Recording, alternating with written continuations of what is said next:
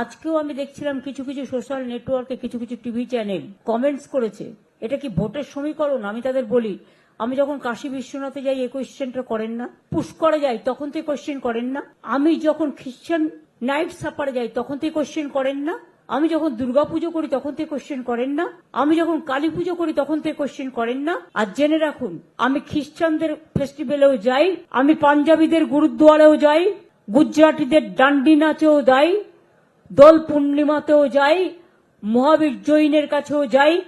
আমি মনে করি বাংলার মাটি সম্প্রীতির মাটি, সাম্প্রদায়িক সম্প্রীতির মাটি।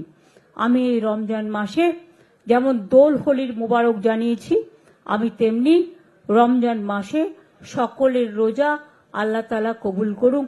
আমি সকলের হয়ে দোয়া প্রার্থনা করব, সবাই শান্তিতে থাকুন। সম্প্রীতি, শান্তি, ঐক্য, এটাই আমাদের বার্তা সবাইকে ভালো রাখার জন্য।